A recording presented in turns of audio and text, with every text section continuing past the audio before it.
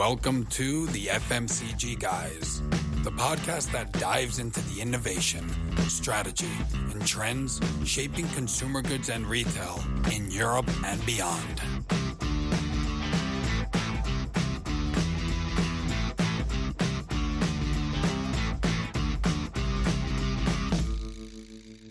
Hi everyone, this is Daniel here, going solo today. As you may know, when I'm not podcasting, I am headhunting at Dwyer Partners Executive Search, where I place senior leaders in consumer goods and retail. When I started the show 3 years ago, the idea was to speak with every leader in consumer goods and retail that had something interesting to say. We've spoken with leaders in many categories, but never the one we'll speak about today, watches. Everyone, or practically everyone, has a watch, but it's a category that's often overlooked when we think about consumer goods, but it actually has a fascinating trade and a fascinating also cult followership. So luckily, we bring you a heavy hitter in this category, Yves Di Benedetto from Timex, and with him, we hope to learn about the dynamics of the category, as well as how the trade has changed in the last years and where it's headed to in the next few years.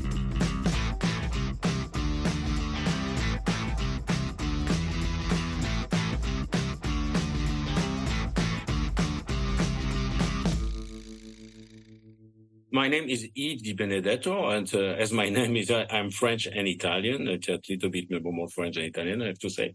But I have both nationalities. It's a long time that I'm into businesses in general. And currently my position is SVP, commercial responsible for all the luxury part of the Timex Group.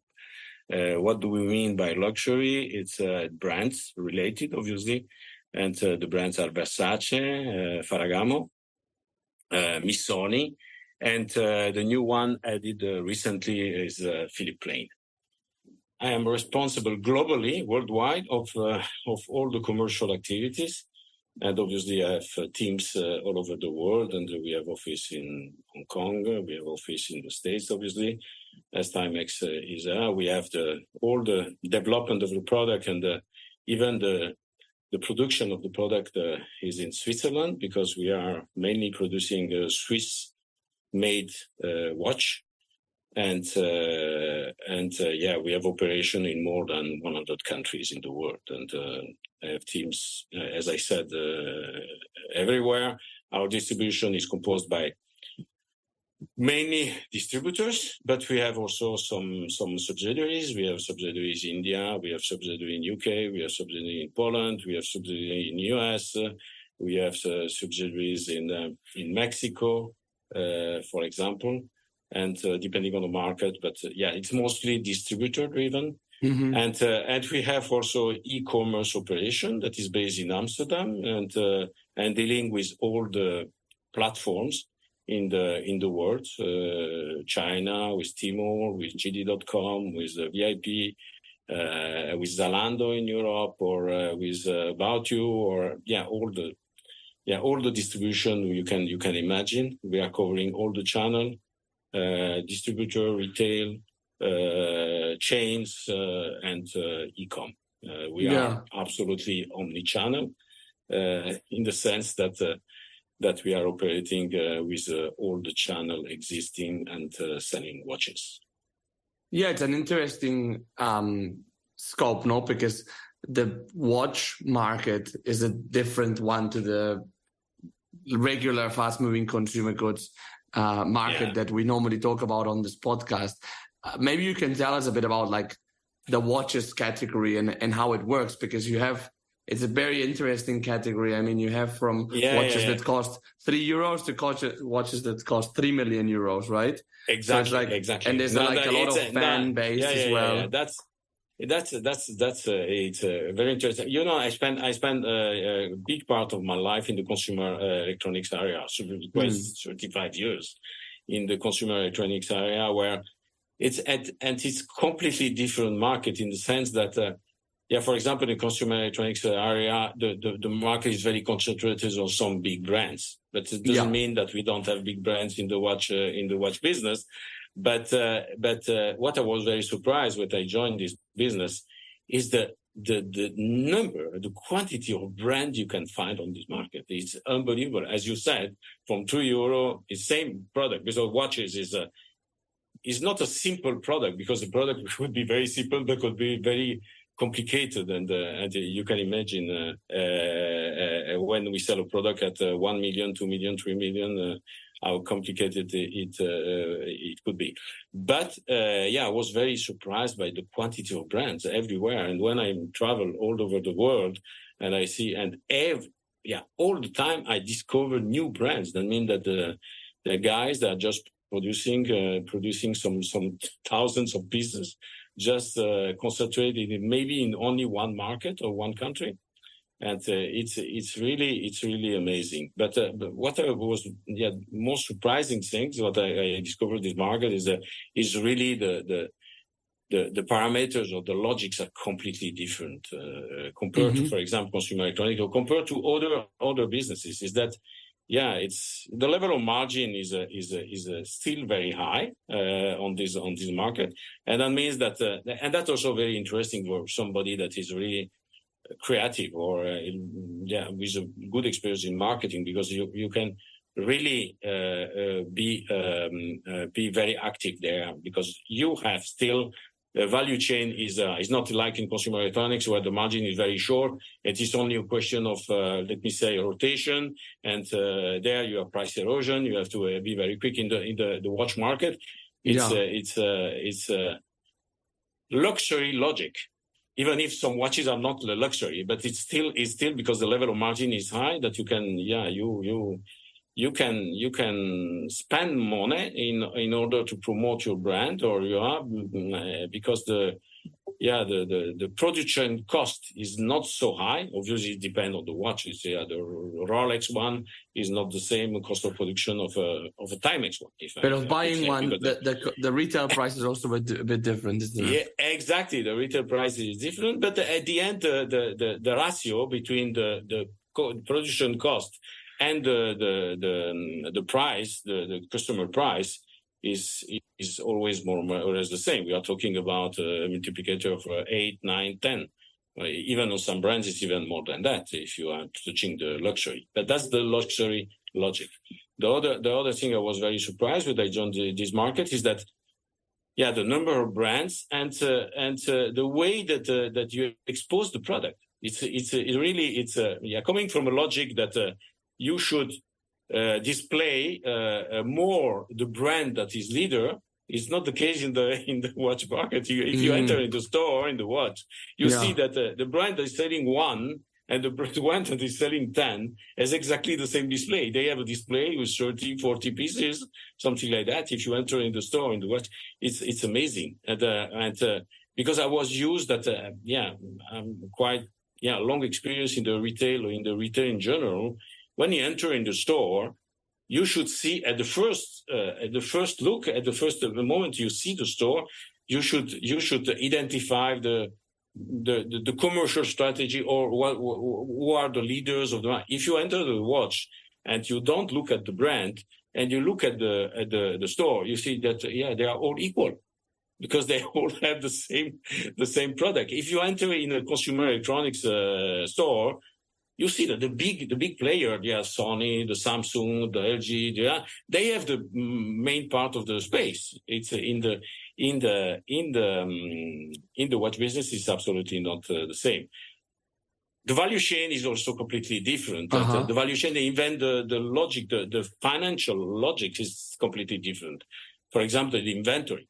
The inventory is quite high in the luxury business in general, but in the watch industry, I was very surprised that the average of inventory, our distributor, our chain was close to 1 year inventory, which is very high. But on the other hand, in this market, you don't have price erosion. There is no risk there. That means that it's the opposite. That the prices are constantly increasing, and especially in the last 2-3 years, with the inflation, everything is increasing. But in the luxury business, I've seen increases that are absolutely unbelievable. There are some brands that they have increased the price by 30-40% in the last 3 years. It's a completely different market, but very exciting, very interesting, and obviously due to the brand themselves, because it's fashion and luxury. It's always it's attractive, sexy, I would say, as a product. And the watch is really a product that now is not anymore, because the function is one. If you think about it. It's one of the rare products that they lost the primary function. If you look at all the products, it's a car that you drive a car from a point, and the car is used for that. No, it's obviously you have the Ferrari and you have the Renault, you have the Volkswagen, you have the Mercedes, but it's the same. The function of the car is to drive you from point to another point. The watch. The primary function was to give the time. What is the primary function now? No, primary function is accessory. It's a status function. My watch. I wear a watch. I have a watch there, but it's never at the right time, because I don't use the watch for the time, and I have never, because I love watches, obviously, which I'm in this business, but I love watches, and I love automatic watches. That means that. But I didn't put because it's every morning you have to wear the watch and to change and to adjust the time. I'm not doing that. I'm wearing just because the pleasure of having the watch on my wrist, and only some products I choose. What I'm saying, the watch. Yeah, it's true that you can think about. And a lot of people, but the new generation Z, they don't use the watch to get the time. It's you use the phone. You're like this. My phone is there. I click or I put my finger on it. That way you have an excuse to look at your phone as well, no? Exactly. Good point. Good point.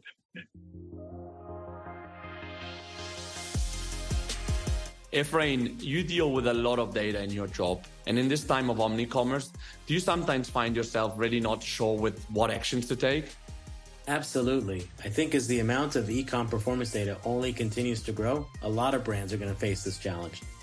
Well, you should check Commerce IQ. They're a pioneer that are helping consumer brands win in e-commerce by optimizing digital shelf and helping grow market share by driving real-time incrementality for retail media and maximizing Amazon sales, share, and profit. Sounds really intriguing. How can people find out more? Well, you should join the hundreds of FMCG brands that are already winning in e-commerce with Commerce IQ. It's as easy as visiting commerceiq.ai/FMCG guys or following the link in the show notes to schedule a demo and download their free AI-powered Chrome plugin to optimize your Amazon listings. Don't miss out. Take action today to unlock your AI-powered e-commerce success with Commerce IQ.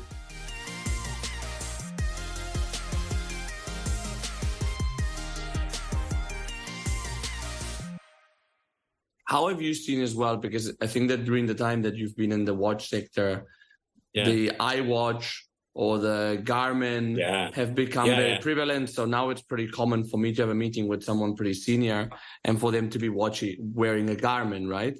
Garmin, it's also a good Apple Watch. Exactly. Of course. Garmin's are also great icebreakers for conversations, because then you can start talking about running, absolutely. Right? Absolutely. How has that affected the industry? Because obviously watches haven't lost their value. So, I know for sure that it has affected the watch market. Even if it depends what kind of market or what kind of segment of consumer they really wear smart watches, and obviously the numbers are big, very big. Apple watches sells more than Rolex. Rolex is the leader of the market on the watch industry, and Apple Watch is generating more revenue than Rolex. And but we didn't see the watch market, traditional market, collapsing. It's something that it's a phenomenon. It's a phenomenon. It's a bit counterintuitive, no? Yeah, exactly. Because now, after obviously in the last 10 years, but the last 3 years or last 2 years, we are seeing the smartwatch very stable in the sense that it's not growing anymore in terms of volume and value, because I think that the people that use smartwatches, they will continue to use smartwatches, but there is no new consumer added to the base we have for the time being. If you look at the number of the US market, which is the biggest one for the watches in general, and you look at the share of the smartwatch compared to the traditional one, there is no evolution in the last 2-3 years. And that is due to the fact that the watch market is the watch market is very segmented. As you said before, is from $3 to 3 million. You can imagine the world, and if you look at as it's happening in the luxury segment, the luxury watch segment is growing year after year. And the problem of the big brands that I don't want to dominate too much, is that they are growing. And the only point that the only reason why they are not growing much is because they cannot supply what the consumer are asking. But if you look at the big brand and the top 5 brands on the luxury part, they all have. But by policy also, in the sense, brand like Patek, if I want to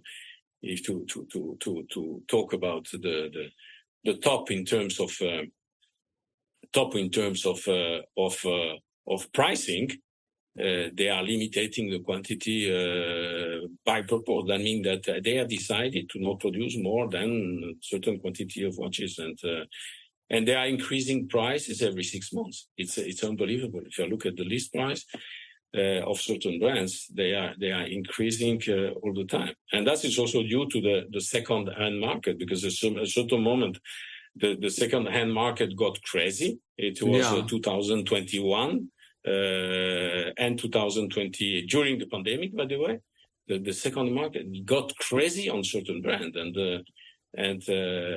now it's more stabilized, but it's true that this market is very segmented, and I have to say that the segment that is suffering the most in the moment, and maybe also related to the smart watches, is the segment in terms of pricing between the 200, 300 to the 1,000 euro. That's where the fashion world, not the luxury world, the fashion world is operating, and this part of the market is suffering quite a lot recently.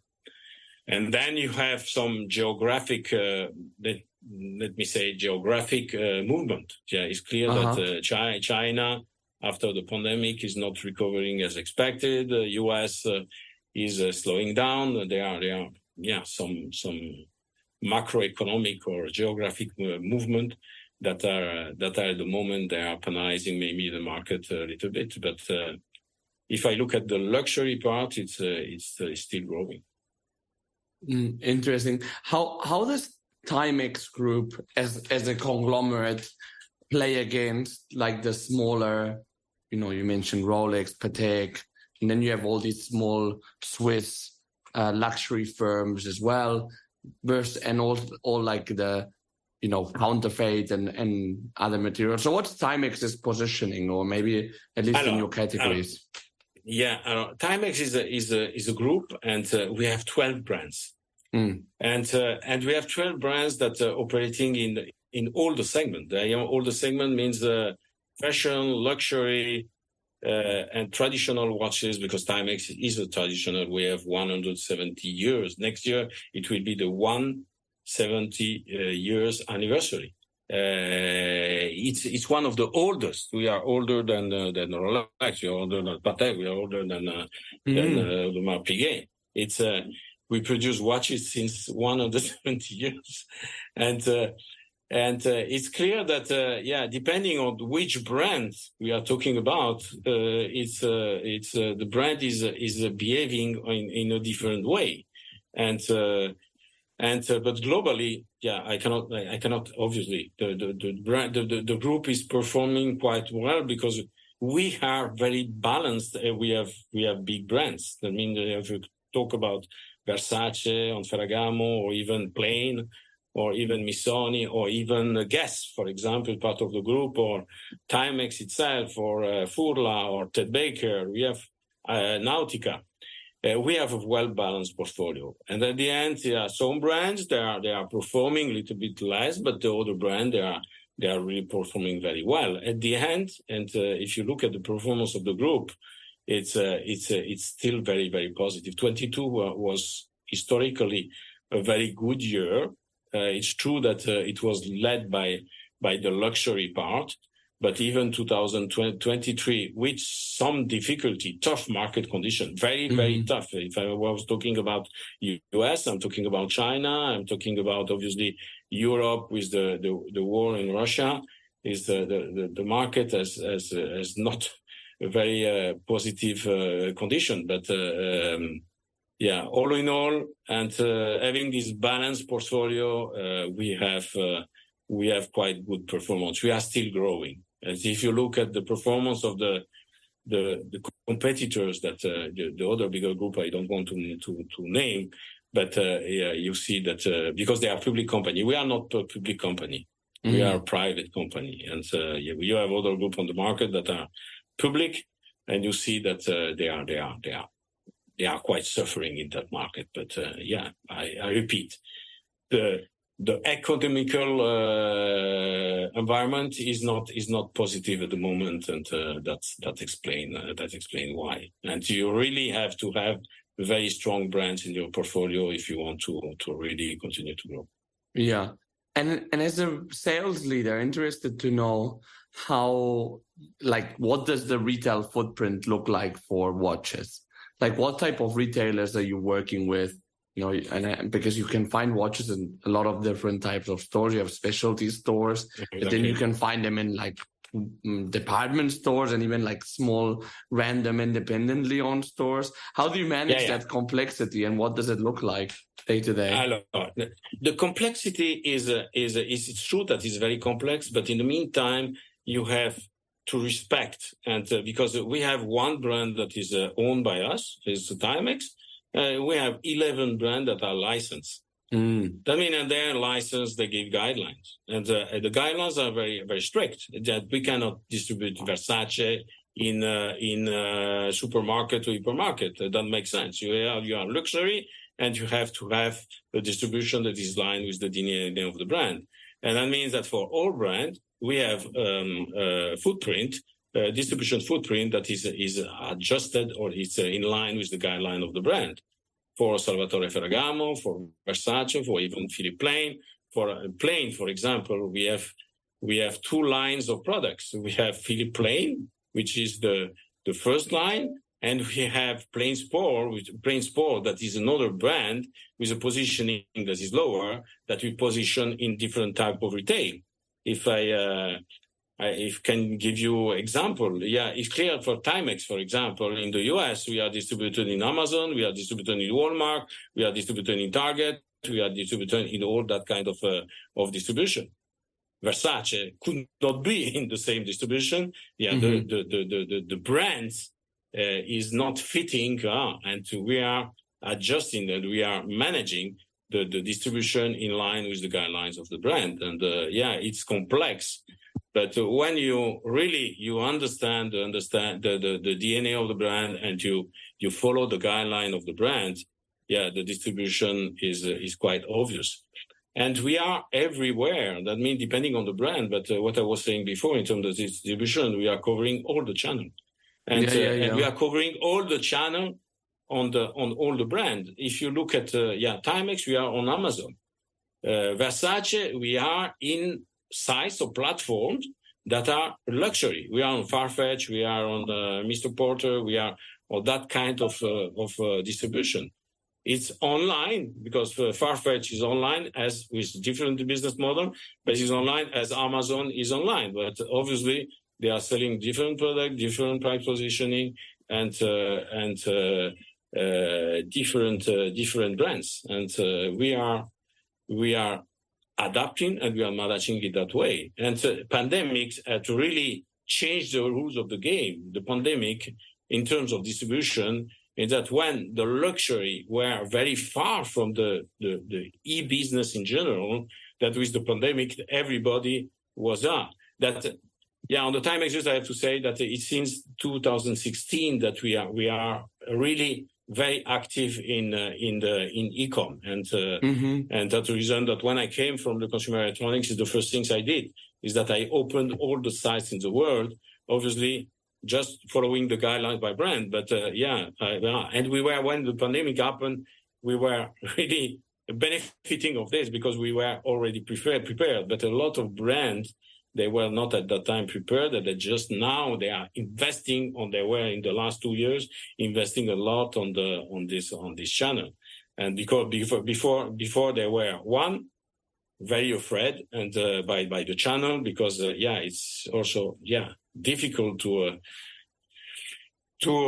how I can say that, to have a commercial policy that is respected everywhere if you have the product everywhere. And that was the main worries of all the brands approaching the e-com. It has changed completely now, and now there are also phases in the e-com strategy. Now, what you are saying that the last 5 years, a lot of brands were pushing on the platform that was buying and selling the product.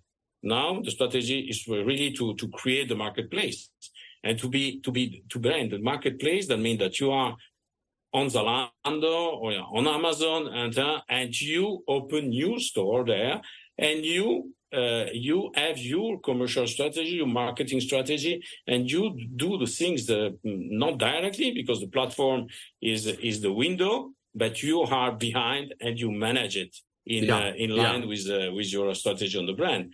And a lot of brands, and we are, for example, investing a lot on the marketplace and on the structure, and then it changed completely also the organization internally, because you have to really to develop competencies and knowledge that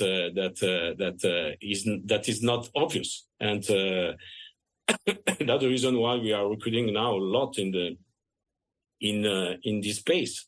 In the e-com, but not e-com as a customer, but e-com as a partner to manage your brand. Yeah, because then there's the whole also retail media space that we've spoken about a lot on the show, of like, how do you showcase your brand for the upper funnel online, et cetera. So, and when it comes to recruiting people, talents, not only for the e-commerce, but in general for your commercial teams, what type of industries do you normally tap into? We are focusing mainly on the fashion and luxury industry. I mean that because there are logics there that is difficult, but it happens also that we go recruit. I don't know, for logistic. People that are coming from consumer goods or sector, but in terms of sales and marketing, we are the focus is on people that they know the fashion and the luxury world, because there are logics there, and the customer are different, the way of working, the way to manage the brand, the way to manage a license is a little bit different, and it's clear that we prepare to have somebody that know this world, but we are absolutely not obviously closed to look at valid people from other industry. That's obvious. But we prefer to have people coming from fashion and luxury in general. Yeah, and why should someone that's happy in another industry, another category, why do you think it's an exciting moment to join the watch category? But I think the brands and the brands and the products themselves, it's really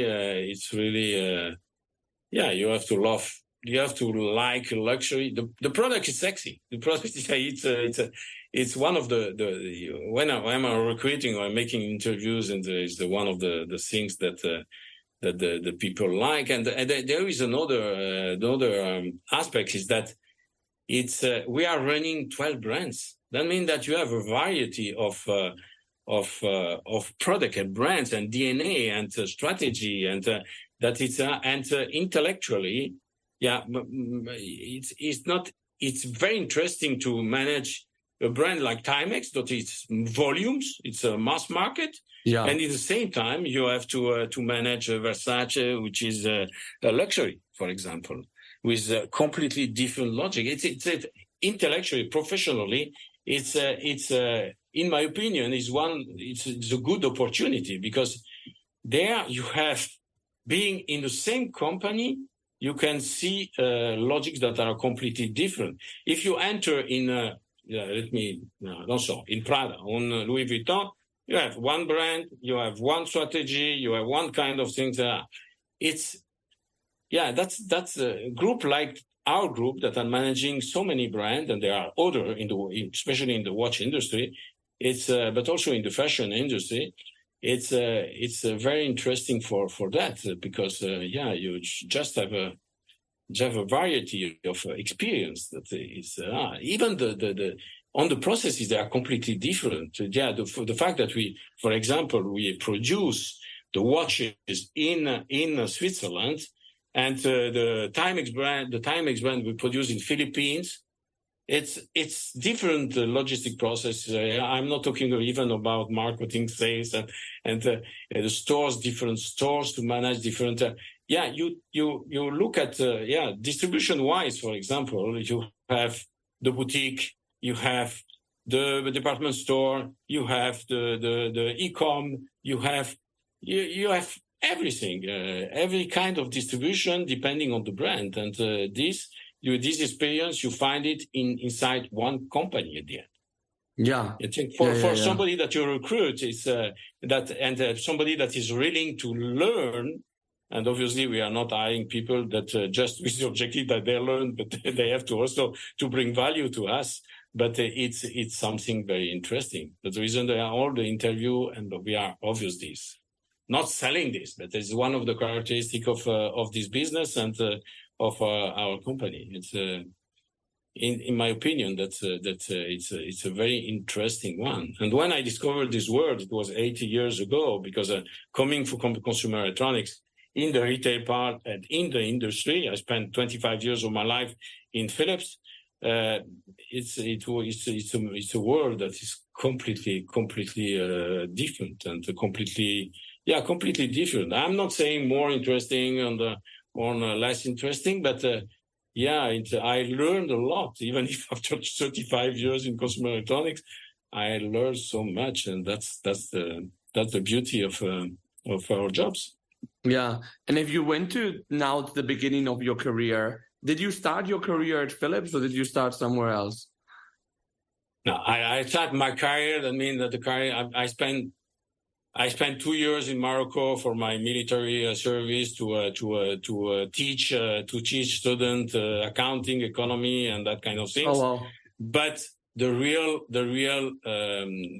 it was also job. It was also, and I love it. I love to teach. But my career in the industry, I started in the sales. I started to go in France in the field. I was visiting all these. At that time, at Philips, we had our stores that were completely Philips. It was kind of a franchising or something like that. Wow. And I was visiting these small cities all over France, and to sell the Philips products, it was interesting, very interesting. And I can imagine. After university, so you really started carrying the bag, as they say. No, absolutely. We're carrying the bag and doing my report every evening in the hotel when I was traveling, because I was traveling 5 days a week. driving, I don't know, hundreds of thousands of kilometers, and going there with my bag and selling products, and then I learned to really sell, because that it's not something that it's easy, because that the people, they are reluctant to not reluctant because they have to buy to sell, obviously, but it's always something, and that I learned, for example, that to open, because the most critical for a sales guy, the most critical moment is the moment that you open your bag and you take the paper where you have to put the order. And there are some tactics that I learned, that the best way to start to fill the order is to ask, do you need catalogs? Or we have new products, and then you start to write, and then after that you can continue to do your job. But there are this kind of trick, and it was a long time ago, but I still remember a very nice experience. But I'm still doing that because I'm sales guy, even if I'm still. It's a different dimension. It's a very different dimension. It's a different dimension. Then obviously it's different dimension, different brand, different product, different time, different everything. But what I was saying, that's the beauty, is that in the professional world you learn every day.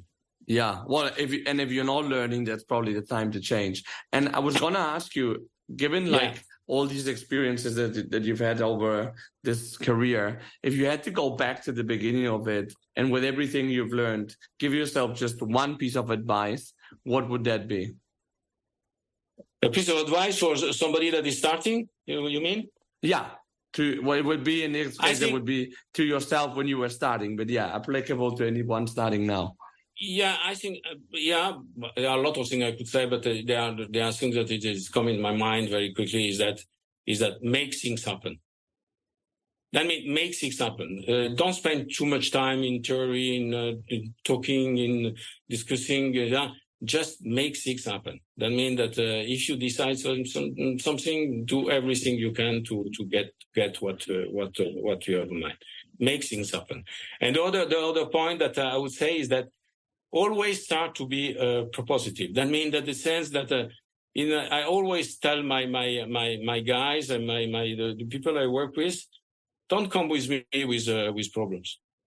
Just propose me a solution. Every problem we can have, and as I'm very operational, I know the problems even better than you. Just come with me and discuss with me, and we discuss together what kind of solution. But come with solution. Because the problem I already should know, but losing your time to explain to me why something was not working, I'm not interested. Just come and saying, okay, that's the problem quickly. That's the three things we should do, and I will help you to solve with you. It's kind of mentality or kind of spirit that I like with Maya, and I try to really to get this from them. And so that's coming in mind. A lot of things can come in mind, but that's the solution. Make things happen, and come to me with solution.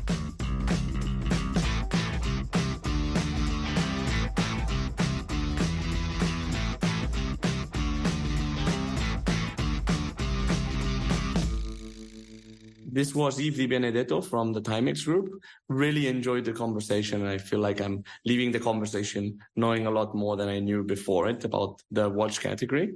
So one thing that I really liked is about the fact that in watches, it's really more about the product than the brand, as opposed a lot of times in consumer goods where marketing is paramount. Also, the fact that the value chain is very different. The financial logic is different. The inventories are high. And also that watches have lost their primary function because everybody can know the time on their phone, for example, and it's become really a status and an extra accessory function. So it makes me wonder whether that will happen to other categories. I took note also about the fact that the segment that's suffering the most is the one between 200 and 1,000 euros. So really like the mid part of the range, which is similar to other dynamics we're seeing in fashion and now even in fast-moving consumer goods and grocery. One other thing that I think is important is that the US market is still the largest one. And Timex, very interesting that it's a private company. Always very interesting to know about private companies that are really actually large. And finally, the way that the pandemic is shaped the trade and the business, I think, is interesting. And it feels like it will be something that will continue evolving in the next few years.